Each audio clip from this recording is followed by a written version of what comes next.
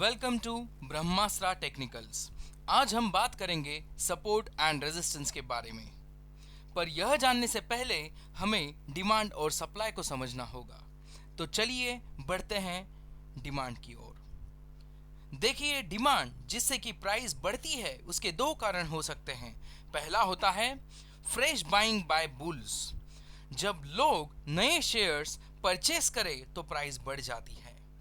दूसरा कारण होता है शॉर्ट कवरिंग बाय बेयर्स। जो लोगों को शॉर्ट सेलिंग के बारे में पता नहीं है, मैं उनके लिए जल्द ही इसके ऊपर एक वीडियो लेकर आऊंगा। जब लोग अपने शॉर्ट किए हुए शेयर्स स्क्वायर ऑफ यानी कि कवर करते हैं, उससे भी डिमांड पैदा होती है जो प्राइस को ऊपर खींच लेती है। यह दो कारण हो गए डिमांड के। अब हम सप्लाई के कारण देखेंगे। पहला कारण होता है fresh short positions by bears. जब मार्केट में मंदी की एंटिसिपेशन में लोग फ्रेश शॉर्ट बिल्डअप करते हैं तो सप्लाई बढ़ने की वजह से प्राइसेस नीचे चली आती है।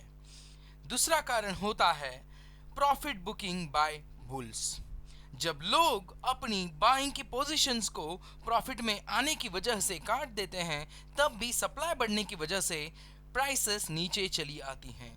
आई होप कि आपको डिमांड और सप्लाई की कंसेप्ट्स समझ में आ गई हो। तो चलिए शुरुआत करते हैं हमारी आज की कंसेप्ट सपोर्ट से। सपोर्ट यह एक ऐसा प्राइस जोन होता है जहां पर गिरती हुई प्राइसेस आकर रुक जाती हैं और बढ़ी हुई डिमांड के कारण वहां से ऊपर जाने की कोशिश करती हैं। मैं आपको यह एक उदाहरण के तौर पर समझाना चाहता हूं। अगर आपके हाथ में एक गेंद है और अगर आप इसको नीचे फेंकोगे तो क्या होगा? जी हां, आप बिल्कुल सही हैं। यह गेंद जमीन से टकराकर वापस उछलेगी। क्या आप बता सकते हैं कि वह गेंद कितनी ऊंचाई तक जाएगी? जी हां, यह बात उसके गिरने की फोर्स के ऊपर डिपेंड करती है।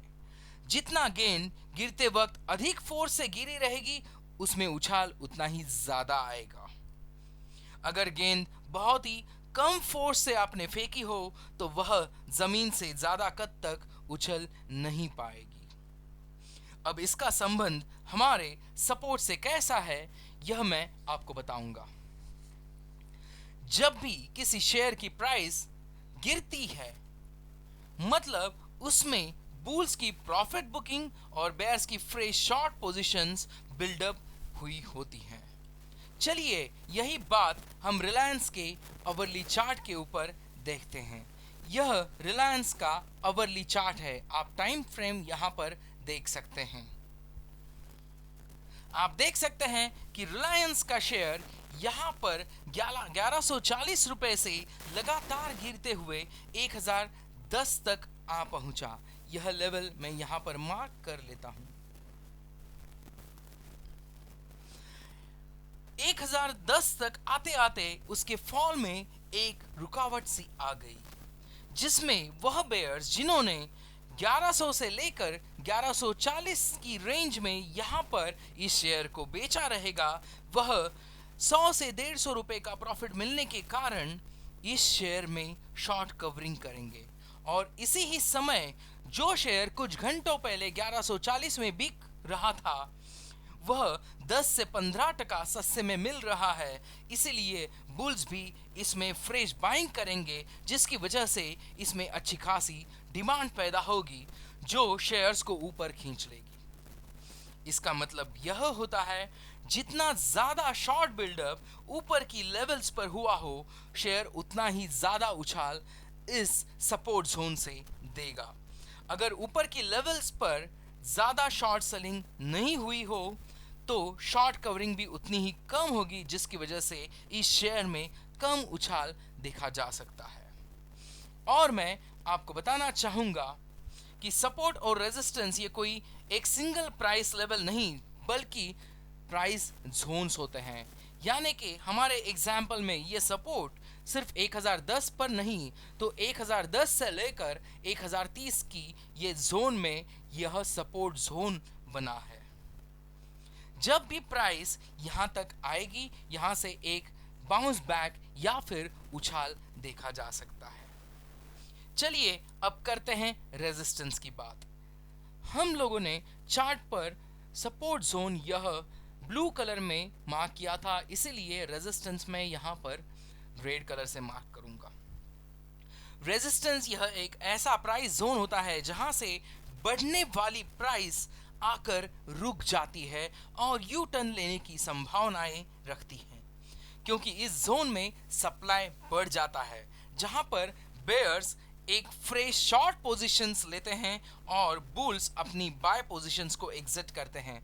आप यहां पर 1210 से लेकर 1220 का यह रीजन देख सकते हो। यहां पर एक सप्लाई जोन पैदा हुआ है, जहां पर पहली बार यह शेयर इस जोन में एंटर होने के बाद 1217 रुपए से लेकर 1164 रुपए तक गिर गया। दूसरी बार यह शेयर इस जोन के अंदर दोबारा लौटने के बाद 1221 से लेकर 1168 तक गिर गया।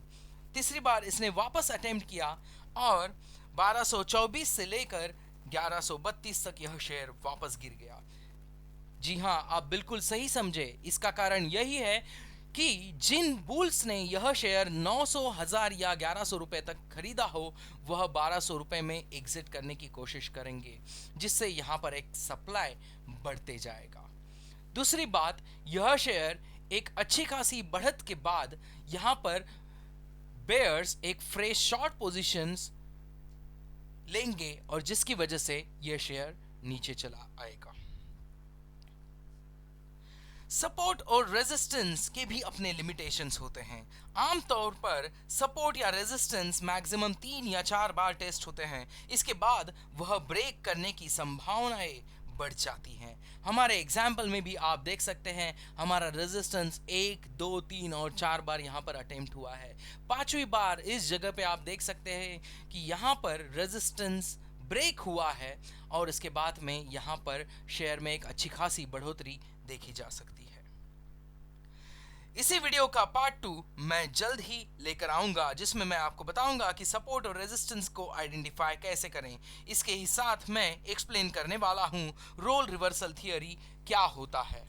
ऐसे ही महत्वपूर्ण जानकारी देखते रहने के लिए लाइक करें, शेयर करें और सब्सक्राइब करें आपके अपने चैनल ब्रह्मास्त्र टेक्निकल्स को। जल्द ही मिलते हैं सपोर्ट एंड रेजिस्टेंस पार्ट 2 के साथ। धन्यवाद।